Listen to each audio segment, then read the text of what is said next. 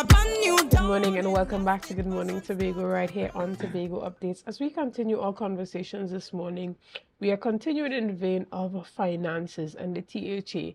and we're talking about the T.H.A. budget review. Last week we had the Chief Secretary go to the House and make his budget presentation. This morning we're talking with Dr. Denise Tsoiafatt-Angus on her views of that presentation. Good morning, Dr. Angus, and welcome back to Tobago Updates. Good morning, Shenell, and good morning to your viewing and listening audience, wherever you are. Right. In the past, you have indicated that you agree with the sentiment that Tobago deserves a larger piece of the pie when it comes to the allocation from the central government. What are your views on the amount that has been requested from this current administration of 3.956 billion, down from last year's request of 4.54 billion? Well, definitely, Tobago has to be able to catch up with the overall national development, and a budget of 3.95 definitely is not going to have us catch up. However, we cannot be just asking for monies and not demonstrating that we are utilizing it effectively or that we're able to grow those monies. And I think this administration has not been able to demonstrate that it is growing the money in any way, and basically is into just consumption. And maybe they felt that they weren't worthy enough to demand more. But definitely Tobago requires much more than that to be able to catch up with the development at the national level. But they have requested more in the past, and we've never gotten the more that we have requested. So isn't it unrealistic to continue to act at a high level and not be given that money, and to continue to come before Tobagonians making promises of what can be done if allocated a particular amount of money, and not seeing that money, not being able to deliver to the people? But requested more to do what? This administration has not set out to really sit down with the central government and determine that there are programs that can be done that would contribute to the overall development nationally.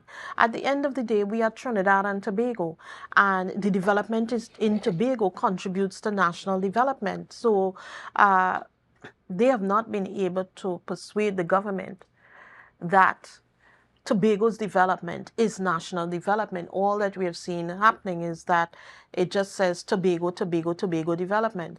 But we're not seeing the bigger picture, that Tobago's development is national development. And to be able to persuade the central government in such a way that when you invest in Tobago, it's not just investing in Tobago's development, you're investing in national development. But doesn't the idea that one has to persuade the central government in order to give Tobago what Tobago rightfully deserves go against the idea of Tobago's autonomy and Tobago's own development? Well, what does Tobago rightly deserve? The Dispute Resolution Commission said 4.03 to 6.9. And we've never seen We have Tobago never getting any seen part of We that have upper never limit. seen it. Again, has Tobago put forward a credible conversation in terms of demonstrating what can we do with the monies, that it is not just you're giving us a consumption type budget, but you want you to give us an investment budget. An investment budget that can take you away from talking about a Tobago fund, which comes with its own connotations, because a Tobago fund that they mention is not an independent fund. It is one that would be controlled by the policy or the politicians, and therefore can lead towards, issues of corruption and nepotism. But what you want to have is a Tobago Development Bank that is type of independent bank that can receive, that can be revenue generating, taking monies from people in Trinidad, people from around the region, people internationally, the diaspora, and attracting investments from elsewhere, such that the Tobago Development Bank can now focus on low interest loans to Tobagonians to further the development of Tobago. And that is what I am talking about when we say get, adequate, credible ideas that you can present to the central government, because a Tobago Development Bank based in Tobago benefits the central government at the national level. So those are ideas that we have to start putting in place. And that is when you begin to have revenue generation on the island, such that at some point, whether the government give you 4.6 or 6.9, it's icing on the cake, because you're generating revenue for the island. So when you heard the Chief Secretary's presentation last week in the House, you don't think that the presentation that he made covered that ground of presenting solutions or projects Absolutely or ideas not. that... Like I said, you present a Tobago Development Fund. That is still government, T.H.A. owned and operated. We have to start getting away from those models where the T.H.A. has to employ everyone, the T.H.A. has to drive everyone. Where's the space for private sector to grow? And that those ideas don't give the opportunity for the growth of the private sector that we need, the kind of independence we need, the growth of communities that we need, such that it overall takes Tobago much further, much faster.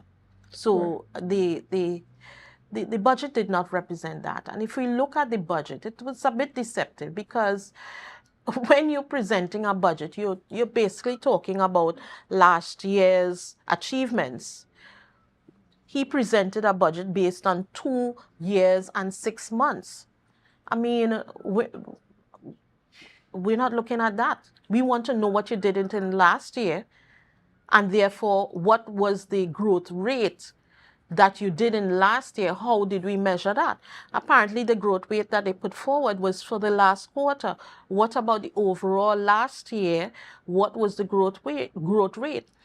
The growth rate for Trinidad was not put forward in comparison to Tobago's growth rate.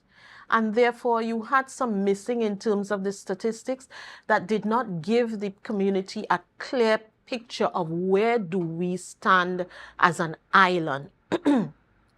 Where is the economy as an island, and what can we all do to take it forward? I mean, when you begin to look at areas like the fact that the suggested tourism was 13% contributing, but in years back it was 14%. So what that shows is that whilst your economy is where it is, you have a declining tourism product. Even though you're saying we're increasing numbers and all that, you have a declining tourism product. We need to start thinking differently even about our tourism product. Right. And they presented a theme, unlocking Tobago's development potential with a focus on human capital development. Is that something that you agree on in regards to Tobago's human capital development needing a lot of attention at this time? Human capital development to where? You have over 2,000 people who you've trained in the vocational skills. Where, yeah, we invested in human capital there, but where are they going after that? What are they doing? And I think a better theme would have been reversing the economic decline through community empowerment. Okay? Because whilst they put forward that unlocking, it didn't come out in what they were saying. And that is a long-term kind of view. But even in the long term of it, you did not see the processes and the programs that would deliver that kind of theme. And therefore, if you really dealt with the short-term crisis that we're in, which is the economic decline, then you would have put something forward like reversing the economic decline through community empowerment and really focus on empowering communities wherever they are. And I think that would have been a more relevant budget to deliver at this time where we are in the crisis of an economic decline. Understood. Well, guys, we're going to take a quick break right here and we're going to return with much more conversation. See you soon. A brand new dawning as the passion start around. It's a brand new morning. Good morning and welcome back to Good Morning Tobago right here on Tobago Updates. If you're just joining us, well, that's a shame because I've been chatting this morning with Dr. Denise Tsoiafatt-Angus and we are talking about the budget review of the T.H.A. And before the break, we were talking about areas of focus, and you indicated that revitalizing the economy would be a better fit for a budget. What are some suggestions that you have for increasing or revenue generation here on the island? Okay, well, we spoke about the Tobago Development Bank as a huge opportunity. One of the areas that we should be looking at is moving into an alternative type of tourism that is not just sand, sea, and leisure, which has not been getting us the kind of output that we have been wanting over time. We need to begin looking at the areas like, take for instance, educational tourism. Educational tourism, not just treating with creating educational programs for Tobagonians, but partnering with international institutions to host an educational program on the island physically, so their students must come here, and and through that, Tobagonian students will also be able to access those areas. But what you have is longer stay tourism on the island, and therefore you cut back on the carbon footprint, on the number of flights that you have to go back and forth, which is an important thing right now as we're dealing with climate change and all of these, hurricanes that we have coming. But which increases automatically the number of persons on the island. It increases the number of persons who would visit your stores and your food places, all of that. So the private sector would be happy because you will have an increase in population size to some extent, and not just the weekends or a week at a time, but people who are actually coming for longer stay. And of course, Tobagonians benefit because you will have an increased job market, you will have increased opportunities to attend and achieve a university type certificate right here in Tobago. And I know medical tourism has been tapped out, where other islands are having medical schools. We're not talking about a medical school, but something like marine and coastal erosion a type of university studies, where they can assist us in studying our coastline actively and our marine life, and therefore persons have to travel from the other university campuses to come here and study like that. Of course, there are other university packages that you can put together with that to form a multidisciplinary campus from different universities here in Tobago. Right. And I also heard the Secretary for Food Security talking about that Tobago Agricultural Institute. So I guess you are along that same lines in regards to those suggestions. But your suggestions but we are also play back talking, into the idea of the human capital development, which is very similar to the theme that was presented for this but we're budget. talking about more. You're talking about revenue generation for the island, yes, and not just focused on human capital development. You're talking about, yes, of course, it will be part of that, but you're talking about driving revenues.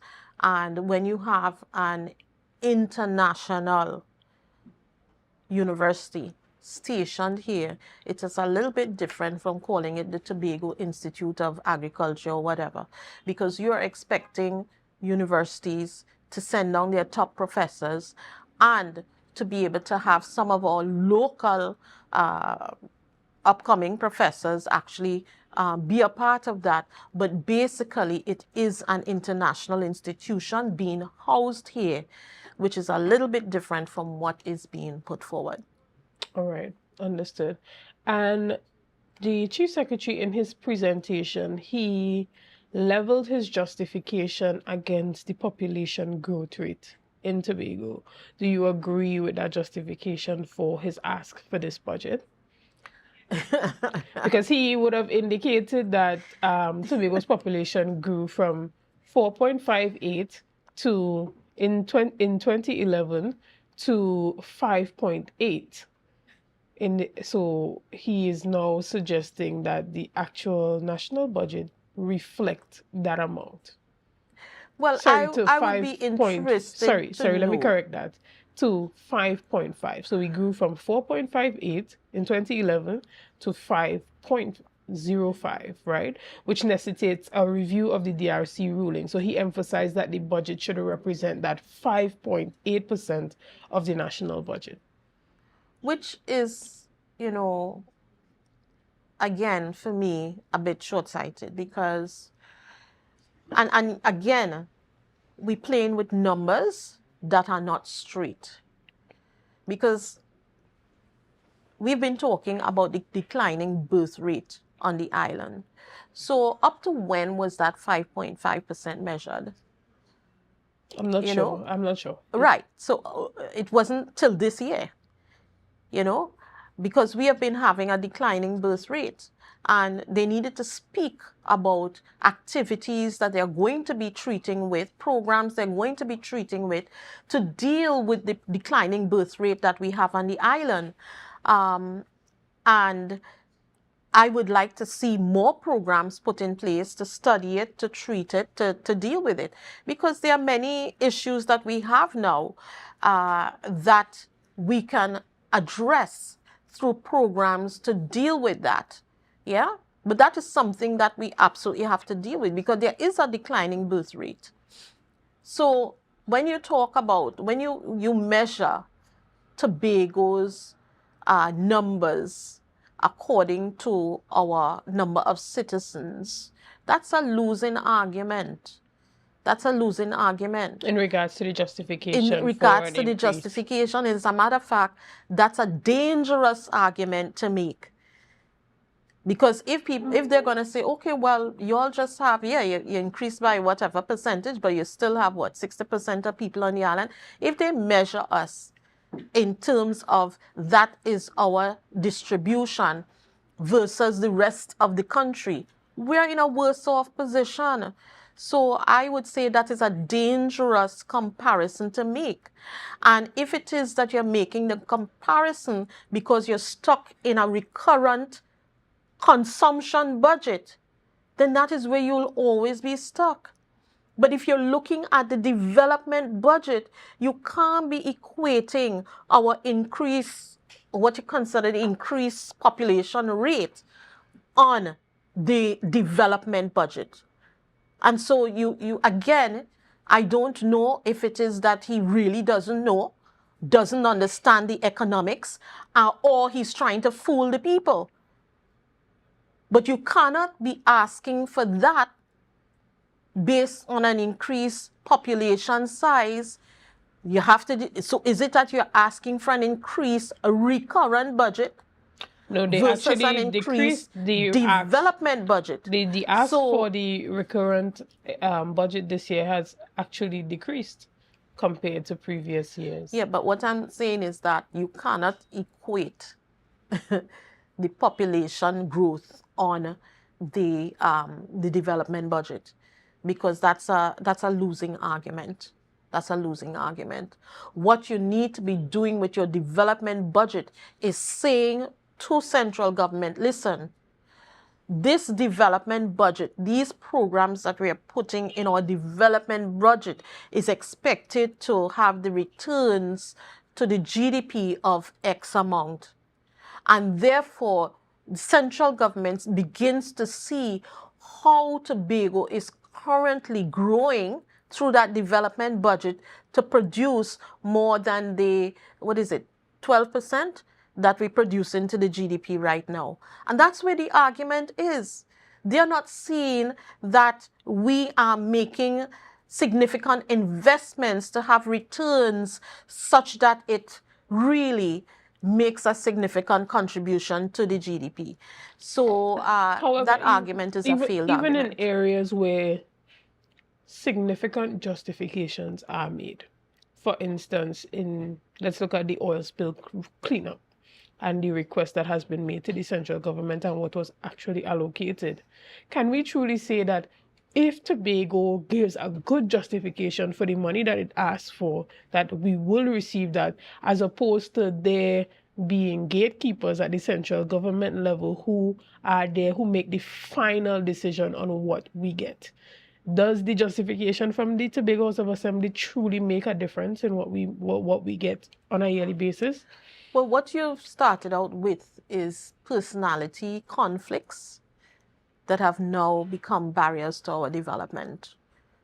You know, very early between the Prime Minister and the Chief Secretary, there have been serious personality conflicts, disrespectful conversation, disrespectful, comments across, both sides. Yeah, but this goes against the argument that if Tobago makes a good justification, that we get what we want. But so it seems like, as you're suggesting, personalities are dictating what Tobago gets and what Tobago doesn't get. Absolutely. But when we look at Tobago's development cannot hinge on person's personality and how they feel about the Prime Minister, Absolutely. how they feel about the Chief Secretary. Absolutely. If we are talking about progress of the island, that needs to go to the side. I totally agree with you.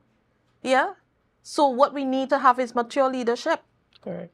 Mature leadership where we can negotiate those things. Mature leadership where you can have them understand the economics and the impact on the national economy from Tobago.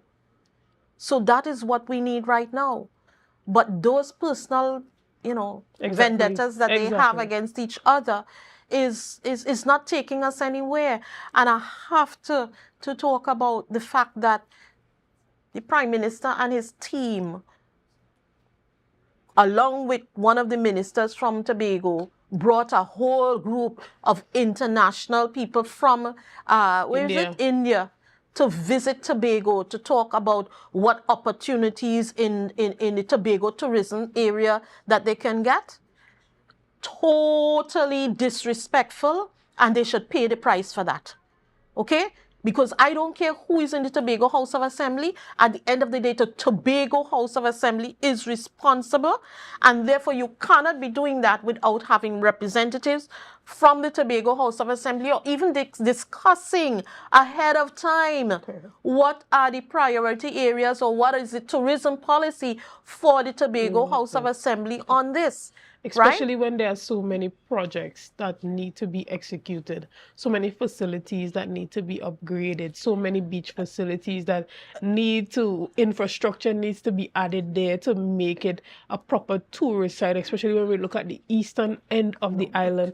I didn't see that the representative for Tobago East was a part of that. Let's not even justify that. No, I'm just saying. Fact that step foot on the island is enough disrespect. Right. That we should not be tolerating. Right. I'm just saying, as a people. All of this being that the T.H.A is trying to do, to have someone come in and not even have them be a part of those type of conversations. The T.H.A has been getting more monies than previous administrations, and they could have done more with what they have gotten.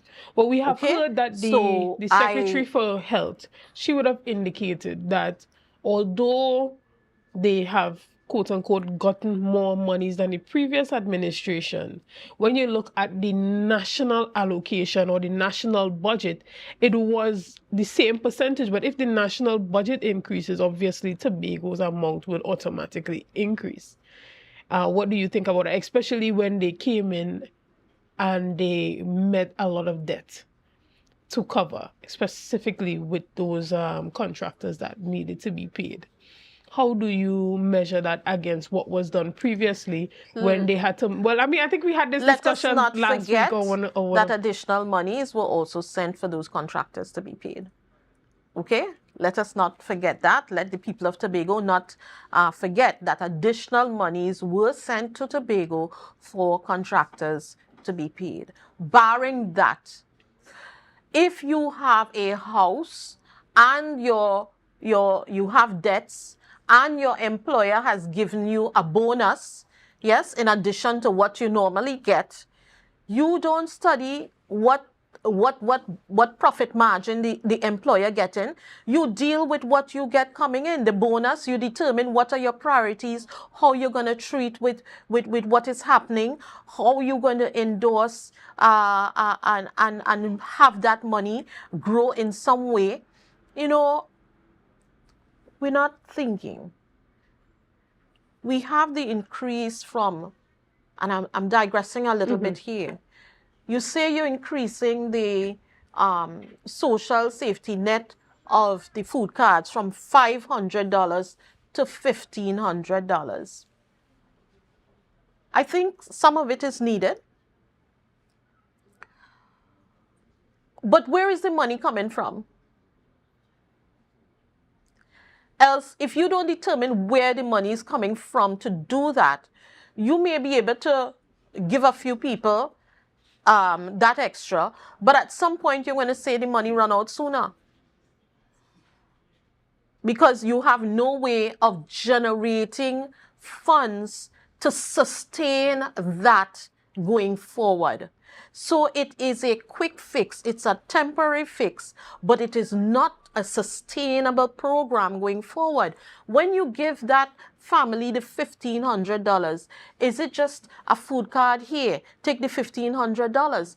Are you assessing that family for their absolute needs overall? Are you assessing them to see how they can be retooled for better jobs to feed themselves?